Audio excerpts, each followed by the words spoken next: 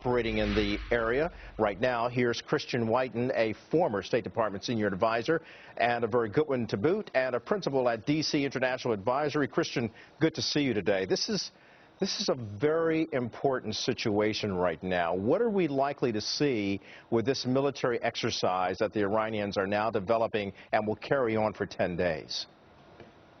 Well, Kelly, it's a pretty remarkable event because it's not only in the Strait of Hormuz, it's also south of there, outside of the Persian Gulf. And what it represents is the Iran push the envelope. It coincides with the time that we're pulling out of Iraq. And I think it's more the type of conduct that you're likely to see if Iran attains a nuclear capability.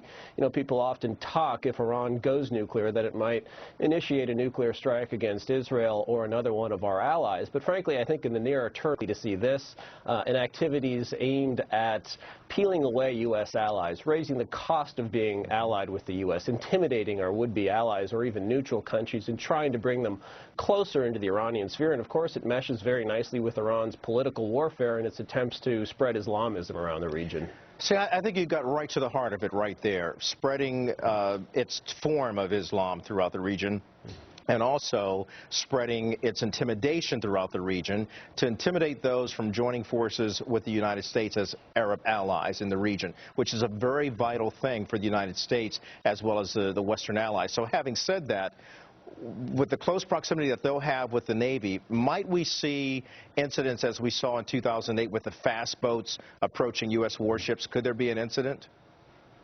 Yeah, that's a notable incident, especially using a number of boats, especially with Iran's sort of penchant for suicide bombing. You wonder if a number of those could actually take a U.S. carrier out of commission and making it list too far to conduct flight operations. You know, there are a bunch of military elements that are very cautionary here because we'll have less of a footprint in the Persian Gulf soon than we've had since before the 1990-1991 Gulf War. In fact, we'll have even less because the bases we used to have in Saudi Arabia are gone.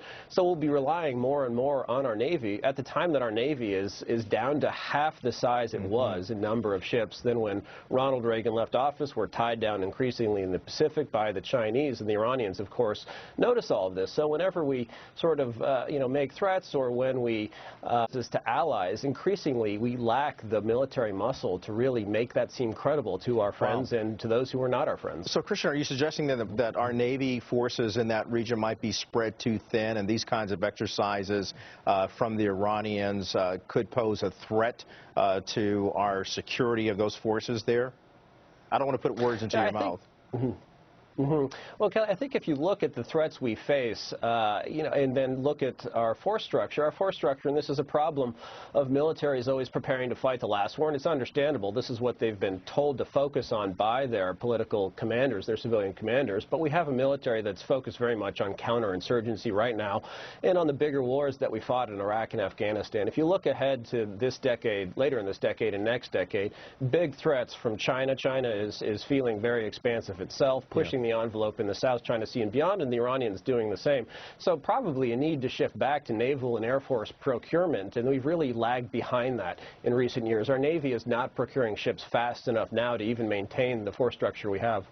You know, that's a good look forward, and all that ties into our economy as it affects our national security and the spending and defense budgets and things of that nature. What does this also say about the larger issue of Iran's appetite for nuclear power? What might we have to do in that situation? I know the president has said he's leaving all options on the table, which would include a military option. But if we're already suffering in terms of our representation there and stretched too thin, what does it really suggest that we should do? All right. It suggests the current policy is failing. Secretary of Defense Panetta was out this week again saying we're not going to let Iran get the bomb, and doing so would be quote-unquote unacceptable. But how many times now have we accepted the unacceptable?